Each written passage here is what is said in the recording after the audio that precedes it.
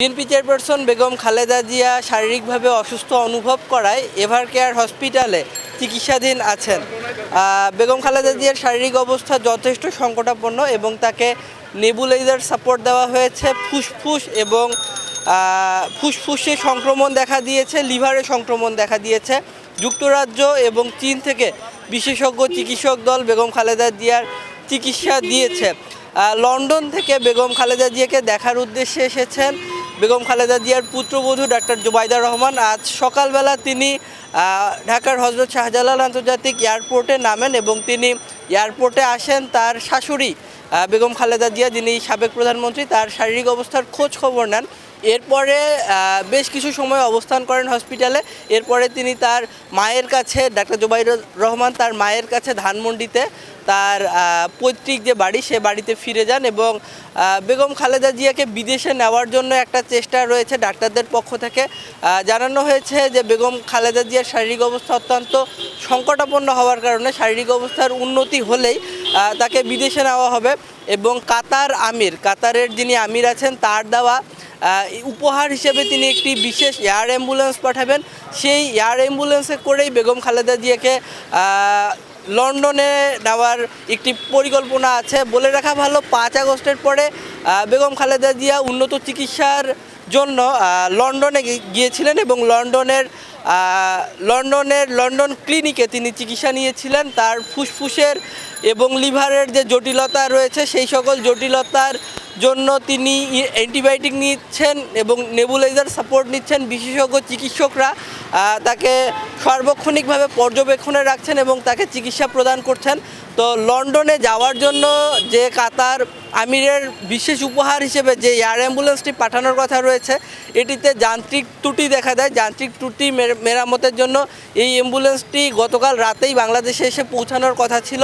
তো যান্ত্রিক ত্রুটি মেরামত হলে যত দ্রুত সম্ভব এটি বাংলাদেশে আসবে এবং বাংলাদেশে বেগম জিয়ার যে পুত্রবধূ ডাক্তার জুবাইদা রহমান তিনি অবস্থান করছেন এবং তার ছোট ছেলের স্ত্রী অর্থাৎ আরাফাত রহমান কোকোর স্ত্রী জনাবা শর্মিলা রহমান তিনি সার্বক্ষণিকভাবে তার শাশুড়ির সঙ্গে আছেন এবং সেবা শুশ্রূষা করা, দেখাশোনার দায়িত্ব পালন করে আসছেন। এবং চীন এবং যুক্তরাজ্যের বিশেষজ্ঞ চিকিৎসক দলের পাশাপাশি বাংলাদেশের যে বিশেষায়িত চিকিৎসকরা আছেন, প্রথিতযশা চিকিৎসকরা আছেন, তারা বেগম খালেদা জিয়ার চিকিৎসা সেবা নিশ্চিত করছেন। এবং এখন এই মুহূর্তে ভালো খবর এটি আছে যে শারীরিক অবস্থার কোনো অবনতি ঘটছে না এবং এটি অপরিবর্তিত আছে, স্থিতিশীল আছে এবং ক্রমশ শারীরিক অবস্থার উন্নতি ঘটছে। এবং এই উন্নতিটি যদি আরেকটু অব্যাহত থাকে এবং কাতার আমিরের দেওয়া যে বিশেষ উপহার হিসেবে এয়ার অ্যাম্বুলেন্সটি পাঠানোর কথা আছে, যেটির যান্ত্রিক ত্রুটি দেখা দিয়েছে, এই ত্রুটি মেরামত হলেই এটি বাংলাদেশে চলে আসবে এবং তখনই বেগম খালেদা জিয়াকে লন্ডন ক্লিনিকের উদ্দেশ্যে নেওয়া হবে, যেখানে তিনি ইতোপূর্বে চিকিৎসা নিয়েছিলেন। এবং বাংলাদেশের মানুষ ব্যাপক উদ্বিগ্ন, তারা দুশ্চিন্তাগ্রস্ত। তারা বেগম খালেদা জিয়ার জন্য, যাদের বাংলাদেশের অত্যন্ত জনপ্রিয় একজন নেতা, তার জন্য তারা দোয়া প্রার্থনা করছেন। যার ধর্মীয় বিশ্বাস থেকে দোয়া করছেন, নামাজ পড়ছেন, রোজা রাখছেন। জানের সদকা হিসেবে মাদ্রাসায়, এতিমখানায় ছাগল কোরবানি দিচ্ছেন। এবং বিএনপির দলীয়ভাবে এবং জিয়া পরিবারের পক্ষ থেকে বেগম খালেদা জিয়ার জন্য দোয়া প্রার্থনা করা হয়েছে দেশবাসীর প্রতি। তো এই ছিল রাজধানীর এভারকেয়ার হসপিটাল থেকে বাংলাদেশের সাবেক প্রধানমন্ত্রী, সাবেক বিরোধী দলীয় নেতা এবং বিএনপির সর্বোচ্চ নেতা বেগম খালেদা জিয়ার শারীরিক অবস্থা, চিকিৎসা, এই সকল বিষয়ের সর্বশেষ তথ্য। বাংলাদেশের মানুষ সবাই উদ্বিগ্ন। আমরা যতটুকু ইনশাল্লাহ আমরা দলীয় সূত্রে এবং আমাদের যিনি স্বাস্থ্য সংক্রান্ত বিষয় নিয়ে যিনি ব্রিফ করেন আমাদের স্ট্যান্ডিং কমিটির সদস্য জনাব ডক্টর জাহিদ সাহেব, সে অনুসারে ইনশাল্লাহ ওনার শারীরিক অবস্থা আল্লাহর রহমতে একটু উন্নতির দিকে।